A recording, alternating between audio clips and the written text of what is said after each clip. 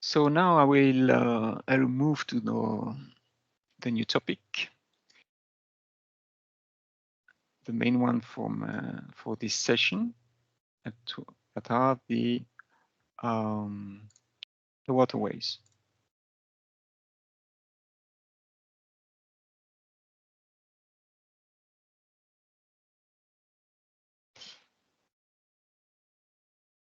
Okay, and I will add, as I said, a new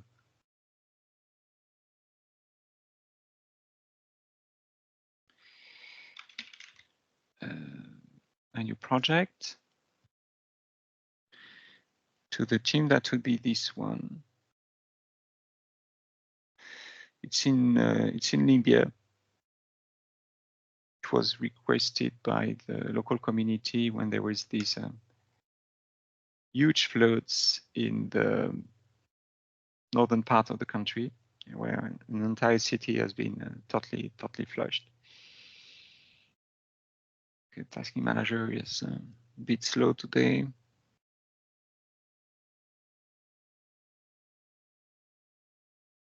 Okay, I will let it. Oh, okay, it's good now.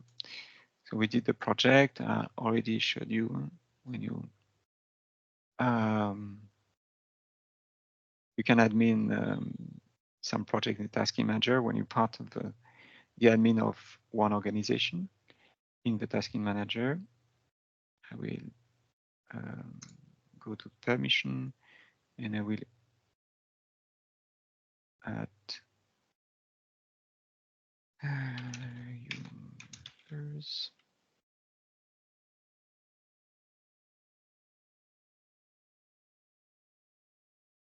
Yes, it's a bit slow.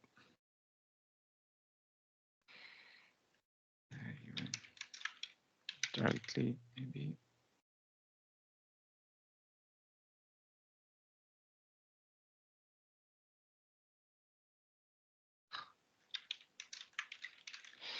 Okay, so I go back to that. It's slow for the moment, but basically I will choose this team, UN Mappers Validation Trainees, and we'll add it to the teams and save. So we'll be able to validate it. Go back when it's working fine again.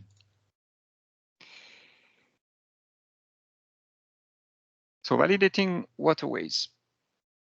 That's an interesting topic. And once again, in this workflow, the chapter first presents what are the points to be validated for these specific map features.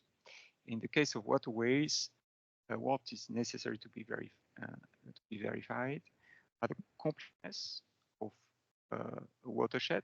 A watershed is an area that where all the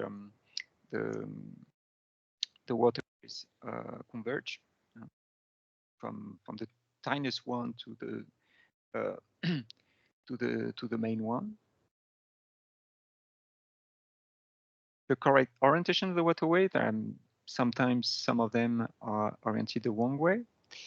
The proximate of overly detailed shapes. We have both of them. Not enough nodes, and we have some very sharp angles. What is not very frequent from waterways, have very loose shapes in general, or overly detailed shapes with too many nodes. Okay, and of course, the approximate one, we will add nodes with the W mode, and with the overly detailed, we'll use the simplify tool in JOSM.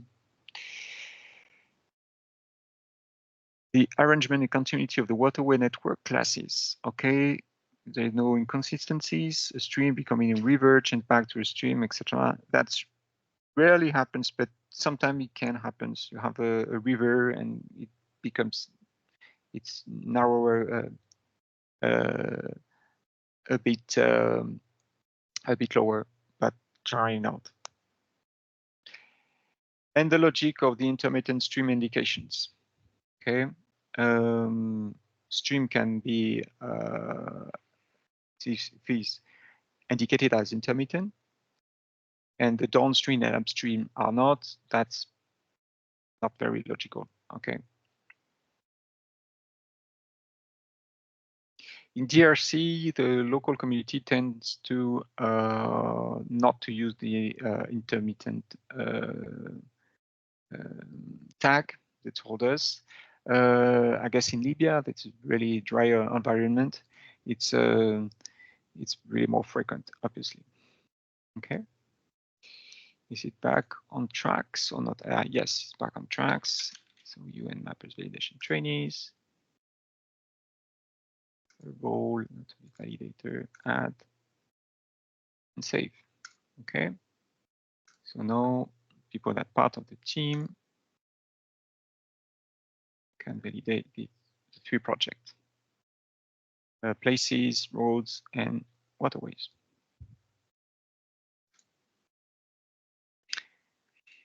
So let's have a look on on this project.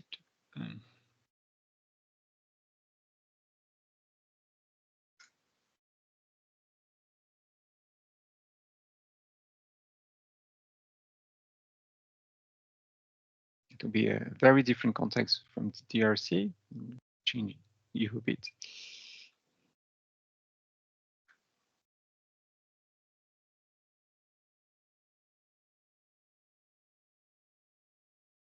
So it's totally mapped and partly validated.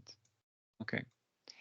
On my case, but I do not ask you to do that. I will download a large area so that we can have different different contexts. Just let me scratch all of that. Okay, delete now. And okay. But when you validate, you can pick only one task. Actually, they are not very large. Okay. So, of course, before starting these validation steps, you remember that we have the preliminary steps. And we need to check and make a quick assessment of the completeness of the work and analyze the geographical context. So I guess we can see already from the imagery that we have some hilly area and the flatter ones and close to the ocean, the Mediterranean Sea actually. So let's have a look on topo maps.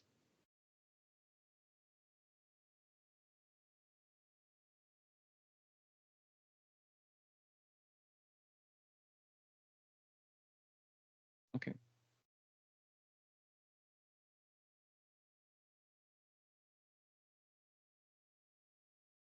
So definitely hilly. It's not flat there. You can see there are still go from 50 meters high to 0. That's the slope is really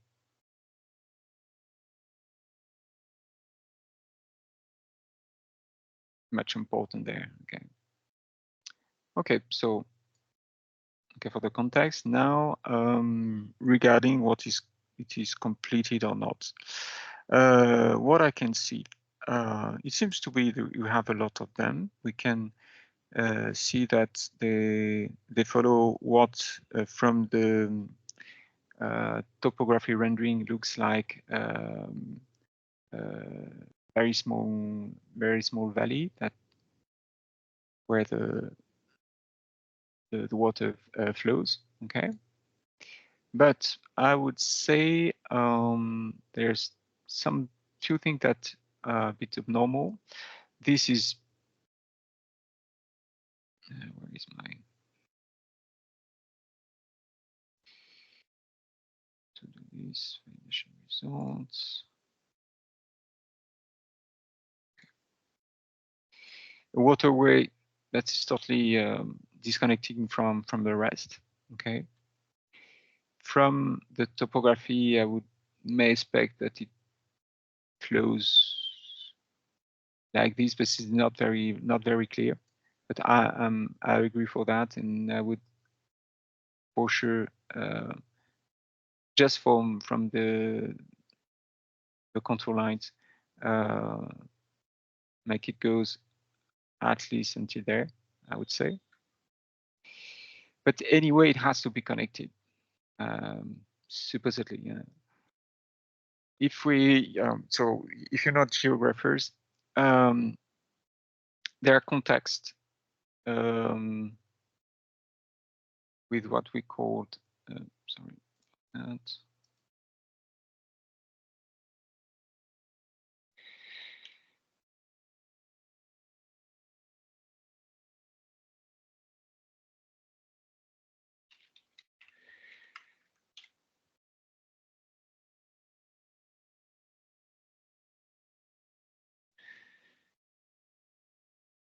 Supposedly the water flows on the ground and do not go into the ground, but it may happen when we have a specific context where the water can do that. Let me check the name in English. I think it's limestone.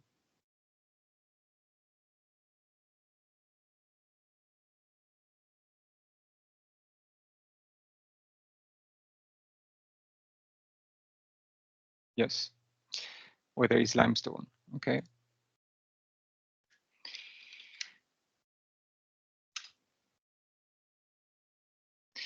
And in this context where the bedrocks is made of limestone, the water can flow under the surface of the ground, and that's where you have caves, for example. Okay, and that's a kind of topography that is called karst. I think this is a German name for this. Okay, so it may happen that you have the water and it disappears because there's a limestone bedrock. But most of the time, it will flows at least partly of it. Okay, and this JOSM doesn't like it. Supposedly, if I run the validator, there's a warning about waterway ends without a connection to another waterway or the direction the waterway is wrong.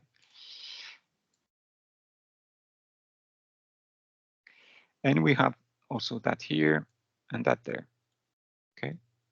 I didn't check the imagery yet, just for the context that the thing that looks a bit weird.